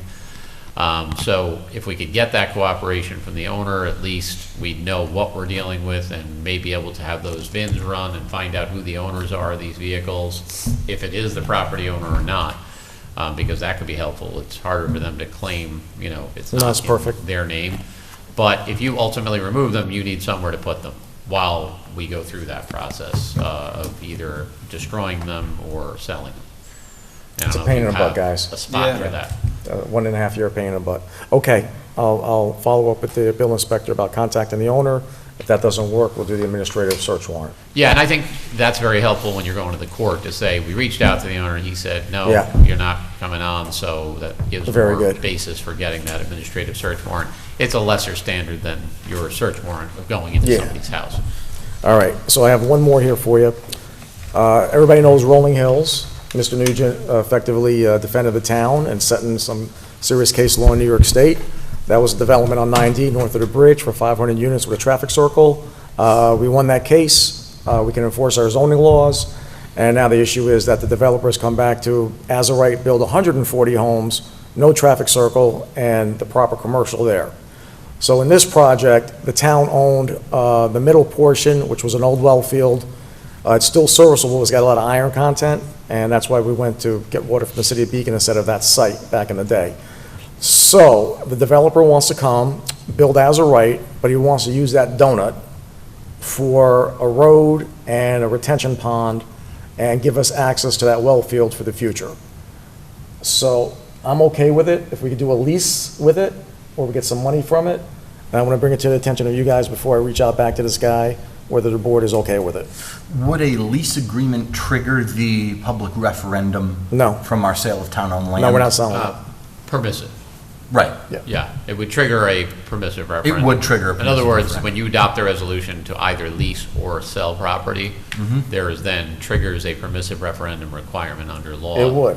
Yeah, not mandatory. So if somebody carried a petition and said, I want to, they get the signatures and they want to put it on a ballot, that process is there, but it's not mandatory. It's just your resolution would say, this resolution subject to permissive referendum. Okay. Clerk posts a notice within 10 days after that meeting, and then people have 30 days to petition to put it on a ballot.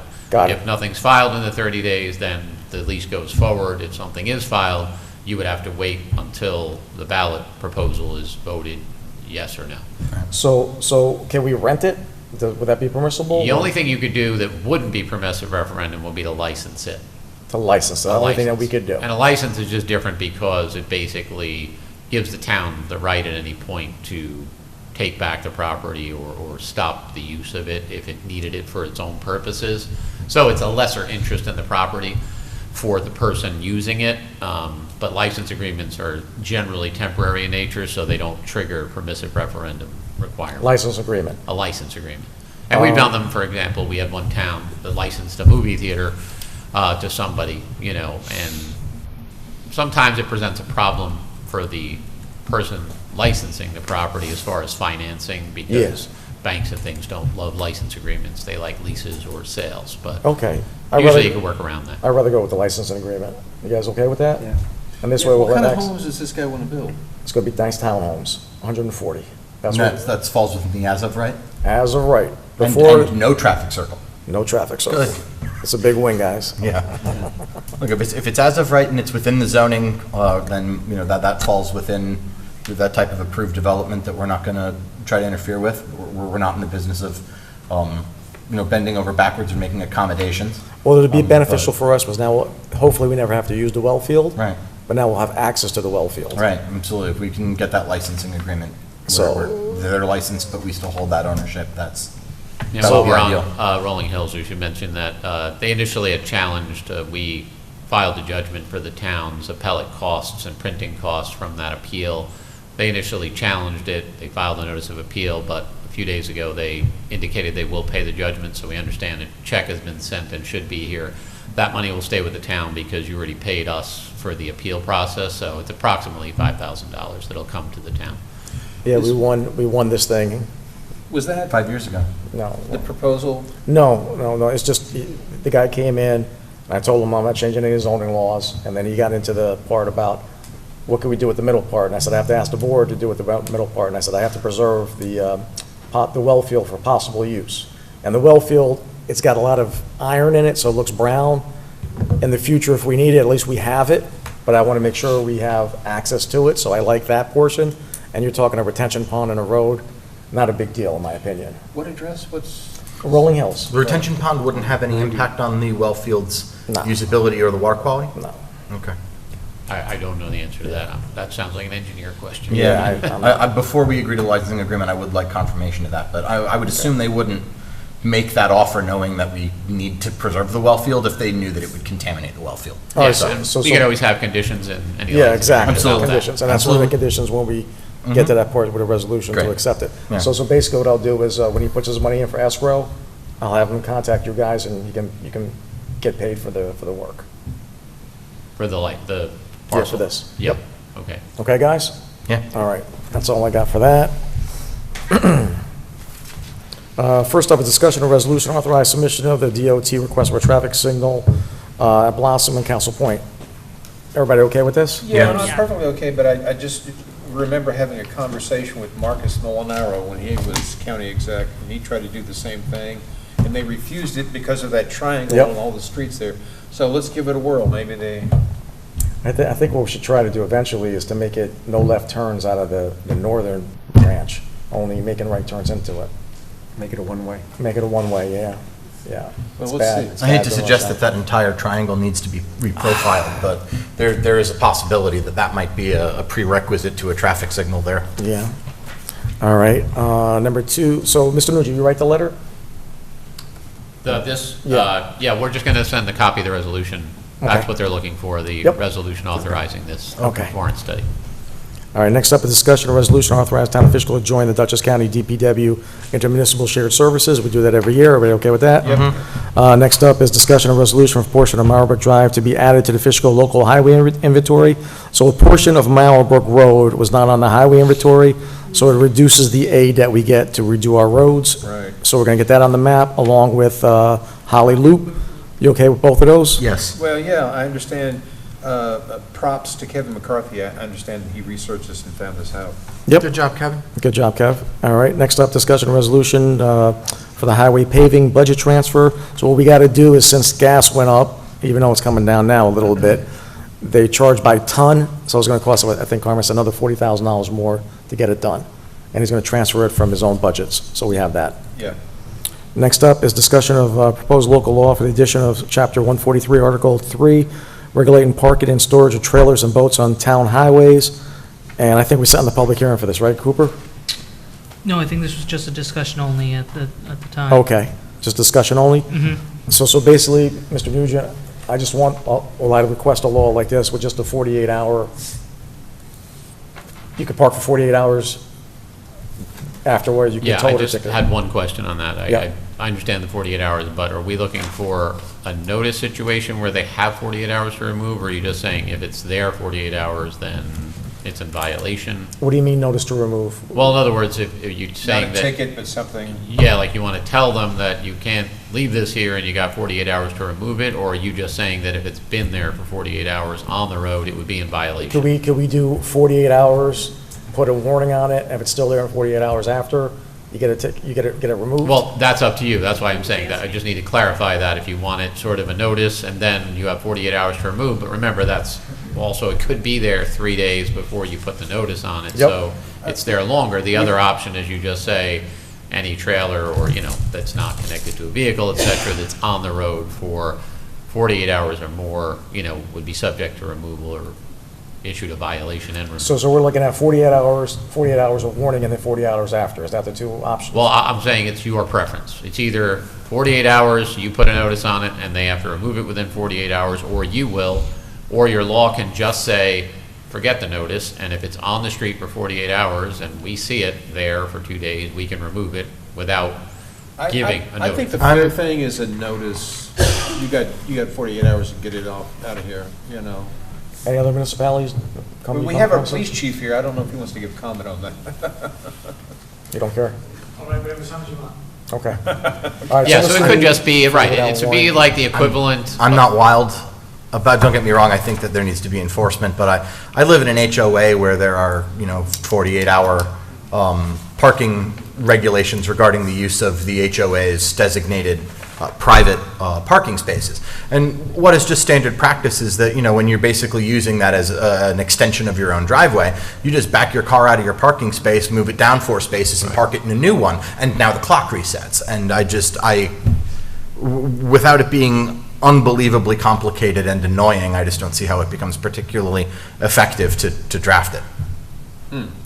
Yeah. Because if the thing is, it was parked in front of 27, and now I moved it to the other side of the driveway, so it's not there anymore. Yeah, but Greg, you're putting a trailer on the car and moving it, that's gonna get played Yeah, I out think soon. the little bit of a difference is it's kind of like chalking tires on Yes. parked cars, and you move them, and now you're not in violation. Yes. But this is just saying if it's on the road, and my understanding is the highway super is looking for unconnected vehicles, right? Not somebody with their car in a trailer, but a trailer not connected. Now, you're right. They could pull their truck out and hook the trailer up to it, and now it's not in violation. Right. That's a lot of work to do every 2 days, Greg.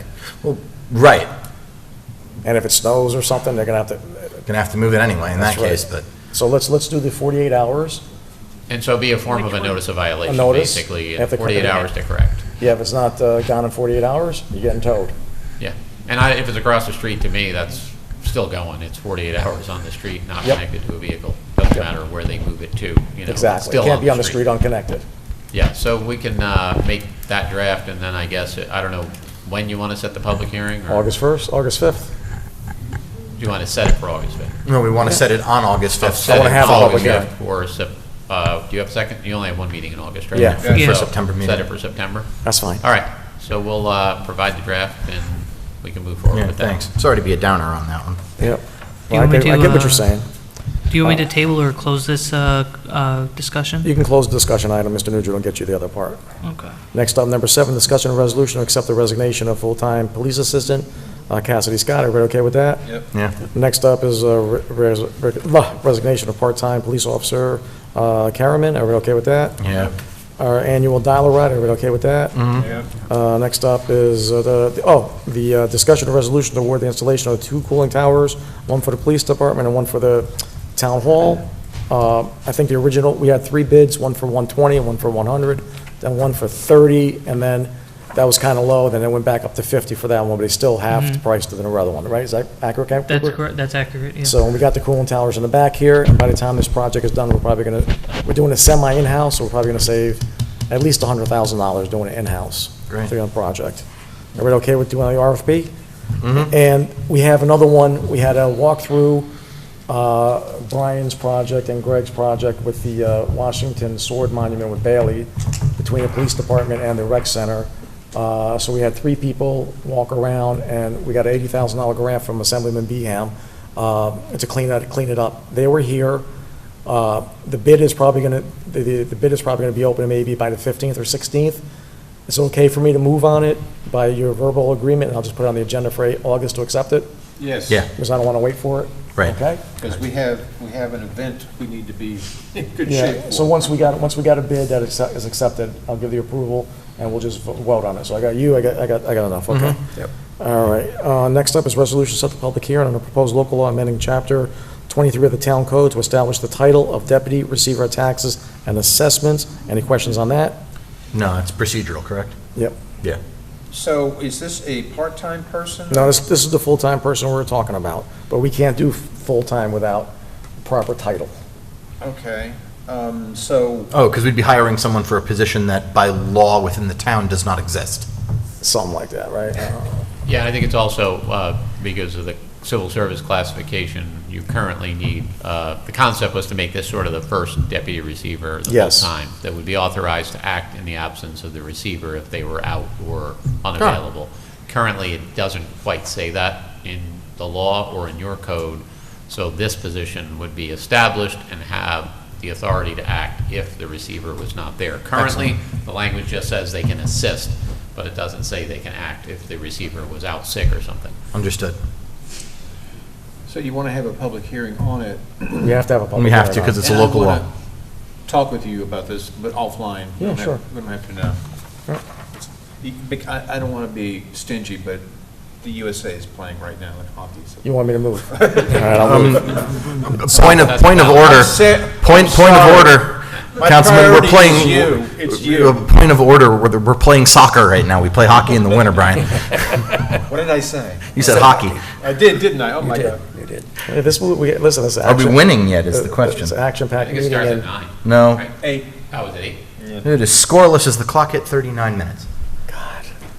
That's boring. We got TV, I mean. Yeah, turn the TV on? Oh, yeah, Cooper, get it fired up. All right, next up, discussion resolution to hire Isabella Fieldi for recreation staff.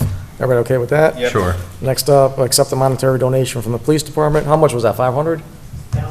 How much? 1,000? Great. Thank you very much. How did this happen? This is a lovely thing. Yeah. She just is a fan, huh? Number 14, discussion of resolution to hire Mr. William McCourt to the position of seasonal laborer. Everybody okay with that? Yes. Next up is to hire Liam Murtaugh to the position of part-time police officer. Everybody okay with that? Absolutely. Oh, Next up is to authorize Vanderwater and Vanderwater for a tax cert on, was it 80 Jefferson Boulevard? Everybody okay with that? Through Yeah. gritted teeth. I know, we're not too bad with that. Okay, so next up is discussion to set the public hearing for demolition of a house at 89 Linden.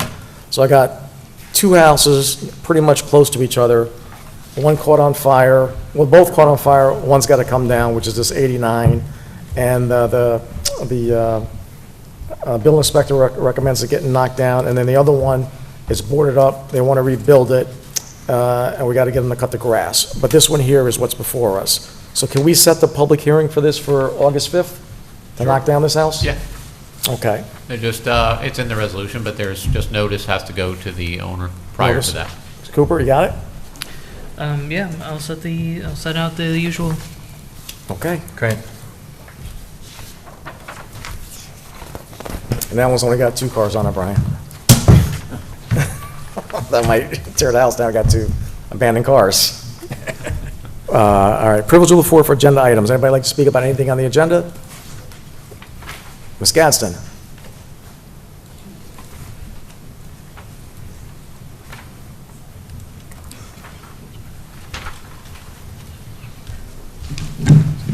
Good evening, Kenya Gadsden. Good evening. I just had a question about ID number 10599, discussion of resolution authorizing submission to New York State DOT of a request for a traffic signal, the whole study thing. Is that's related to the housing, right? Is that related to the Rolling Hills housing? No, that's the one by Blossom, by Castle Point. Castle Point, the turnoff right there. Which one is the Rolling Hills one? The Rolling Hills one will be with the guy with the Minuteman, the Revolutionary War soldier with the gun, with the rifle. Yeah. That's Rolling Hills. So that's where they're gonna build those 1, 2, 3? Yeah, so we're Rolling Hills, when you were on the board, that was the lawsuit. Yeah, and I know all that stuff. Yeah, so But now they're coming back to do as a right build. as a right, from 500 units It's a to... different guy, though, What? isn't it? It's a different developer. It's a different developer, yes. Right, so my question is a developer currently required to present to us affordable housing with just as part of his development process, or I are think they I gonna think the leave town that out? code requires 2 per 100 or something like that. Yeah, is there a way We to, have it. is there a way for me to like search to find out what that It'll is? be on our town code, but I'm pretty sure it's minimum 1, probably 2 per 100. And it's under Chapter 150, Kenya, if you Yes. search it for the town. There will be affordable units in there. Okay, all right. Yep. Thank you, that's it. Oh, I had another question. Sure. If a business comes before the town to get permission to build something, the town approves to get that building built, but then the building then rents it out to another business and changes what the purpose is. Does that new business occupying that space have to come before the town to get approval for what they have now built in there, which the town has no idea is What are you there? referring to, that yellow house? I'm going to say that my secret is going to stay a secret until I I can know get where you're all the going with facts. that. So what, is that backdooring you somehow? So she's talking like non-conforming pre-zoning stuff. Yeah, to be honest with you, I could not answer. Based No, on you that can't. question, there's an awful lot. I mean, more information would be You needed. talk about the house on Castle Point Road? No. All right, so I'll text you. How's that? I'll call you. Yeah. All right, I need to know more. Bye. Existing non-conforming. I don't know. I think is the existing is the non-conforming. category. All right. Which when we did Chapter 150 a few years ago, Ozzy confused the hell out of me. Hell out of me. Okay, so I'll make a motion to accept the consent agenda. Can I have a second? I'll second. All in favor? Okay. Aye. So we got 3 items for special consideration, blah, blah, blah, blah. We got here.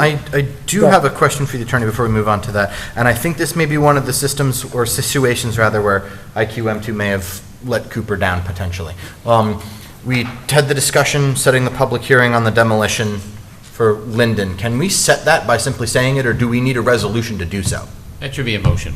A motion? Yeah, I mean, you don't Okay. need a formal resolution, but Okay, it's up to I you. wasn't sure, because with things like local laws, those are, Yeah, those usually. public hearings are set by resolution of the board, so I wanted to make sure. Well, yeah, so when I say motion, it's just kind of a verbal form Okay. of a resolution. Well, we but- did that, so Yeah, then so we're you good. should say that, right, we want to set it, make the motion second, and then that's fine. You don't have to have a written resolution, Okay. Go on unless and do your your thing. policy is required. Okay, well, so move to set the public hearing. Second. For That would August just 5th. state the date and time. Yeah, So- for August 5th at 7 PM or as soon thereafter as possible. Very good.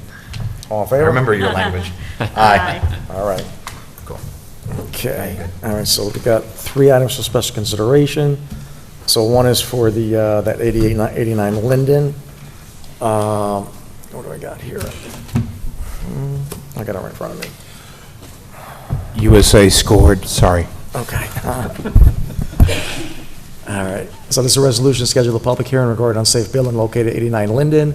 They're now for resolved that the town board of the town of Fishkill hereby schedule a public hearing for Wednesday, August 5th, 2026 at 7 p.m. at the town of Fishkill Town Hall, 807 Route 52, Fishkill, New York, to consider to report of the building inspector concerning the unsafe building located at 89 Linden Road, Fishkill, New York, and to hear all persons interested in the matter, and be it further resolved that the purpose of the public hearing shall be determined whether the unsafe structure should be ordered, repaired, secured, or removed or demolished pursuant to section chapter 50, subsection 50-25 of the Town Code, including consideration of an order directing demolition of the building and deemed appropriate by the Town Board, and further resolve the Town Clerk and the Building Inspector are authorized and directed to provide all notice required by law. Presented as a motion. Can I have a second? Second. All in favor? Aye. So Cooper, you got to work with Mr.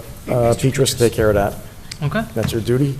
All right. Next up is a resolution, discuss a resolution and discussion. Establish a standard workday for the employees in 2026. The New York State. Anybody have any questions with this? I'm just wondering why. Cooper, why? So this is basically a part of the New York State retirement system, those who opted in for it. It's essentially how we get credited for our service with it. So we already passed earlier this year, so for like our appointed, our regular like town employees, we already passed a resolution for that. This one's kind of now for anyone who's elected into the position, who's a part of it. And also ones who've already submitted, like for their prior years, they don't need to do it every year, so. Yeah, basically it's 8 years. If you stayed on the board, every 8 years you would have to do it again, or if there's a change in your time. But basically, initially you're supposed to do a record of activities for 3 months if you're a new board member, and then you submit that to the clerk. This form gets approved and submitted to the state, and that's pretty much the process. It's pretty standard. I will disclose that I have never done that as a council member on account of the fact that since I've been a council member, I've been a full-time employee of New York State in a different capacity, first with the state senate and now with Dutchess County. So I'm already in New York State. I'm not participating in New York State retirement through my elected office. I'm doing so as a full-time employee of the state. So with that caveat, anyone who's not participating doesn't need to do the record of activities. Precisely. I just simply wanted to offer, since I know that these are public filings, I wanted to offer an explanation in case anyone was out there wondering why Councilman Totino hasn't submitted one. It's because I'm already a full-time state employee. Those hours are tracked through our payroll system, and that is how I get my retirement. Yeah, and anyone who's retired typically doesn't participate either, like I'm sure you do. No, I don't get it. Okay, whereas this is a resolution to establish standard workday for employees 2026, whereas the New York State and local retirement system requires a standard workday to be established for retirement credit purpose, and now therefore be resolved, the town board of the town of Fishkill hereby establish standard workday for town employees as 8 hours and report days worked on to the New York State and local employee retirement system based on time record keeping system. Presented as motion. Can I have a second? Second. All in favor? Aye. Okay. My last one here is discussion. Which one is this one? This one. This one right here. Resolution authorized super to comply with a settlement and payment of deductible. Let's see here. This is a $10,000 claim involving a minor motor vehicle incident. Now therefore be resolved, the town board as follows. Section 1, all whereas, paragraphs incorporated herein, reference set forth in full. The town supervisor hereby authorized to execute and deliver on behalf of the town all documents necessary and appropriate to effectuate they comply with the settlement, including general release of any related settlement documents subject to review and approval by the town attorney as to the form of substance. 3, the town supervisor, together with the controller and any other appropriate town officer or employee, is hereby and authorized and direct to arrange for payment of the town's deductible not to exceed $10,000 as required in connection with the settlement, and to take any and all actions necessary to carry out the provisions of this resolution. This resolution shall be effective immediately. A discussion? Make a motion. What incident again? This was a patrol car backed into allegedly somebody, and the person made a complaint and filed a lawsuit, and is spending 200 grand on this, the insurance company, rather than spend 10 grand. Yeah. Simple as that. So this wasn't the thing on 52 that was out here? No, that's a new one that came in this week. Oh, I see. Yeah. All right. So this is a $10,000 claim. This is the incident that occurred on Route 90, just south of Dutchess Stadium. Okay, make a motion to accept the resolution. Can I have a second? Second. All in favor? Aye. Okay. New and old business. Brian? I'm going to ask everybody to put it in their calendars for August 8th at 10 a.m. We're going to have a ceremony dedicating Bailey Monument, which is a beauty. Greg will have some remarks. I'm limiting him to 5 minutes. So I'll take 11. We had meetings and meetings and meetings for like years, and we finally got it done. And this is another, I think it's a magnificent finale to our celebration in the town for the 250th, because this is going to be a permanent placement of John Bailey, who crafted and made George Washington's sword that is in the Smithsonian, made several swords for him. This one is depicted in Washington wearing it when he's crossing the Delaware in the painting. So it's of great significance. And on top of that, I did bug A.J. Bepan, our assemblyman, for money to refurbish that area, and we got $80,000. So it's going to be a dedication of the monument and a rededication of that space, which I hope will be completely done. But also, just, we'll do an eGov, but just watch our Facebook page and eGov for all the details. It's just going to be really, really nice, about 2 hours, and you should come August 8th. 10 a.m. 10 a.m., thank you. Nothing? Nope, I'm good. I generally refrain from discussing national politics while sitting at this dais, because the things that make us identify the way that we do when it comes to national politics tend to dissolve when you get to the municipal level. We don't dissolve or discuss things like our border or broader health care or education systems or the military. We talk about things like, let's fix that pothole and make our parks look nice and give everybody good drinking water. But as Brian noted earlier, we all want to go home and watch the U.S. men's national team. We are now winning 1-0 over Bosnia as halftime approaches, thanks to a goal from a striker named Fuller and Balogun. Fuller and Balogun is in his early 20s. If you were to speak to him, you'd never know he's American because he has a British accent. Fuller and Balogun is American because he was born to a pair of Nigerian tourists visiting the United States in Brooklyn.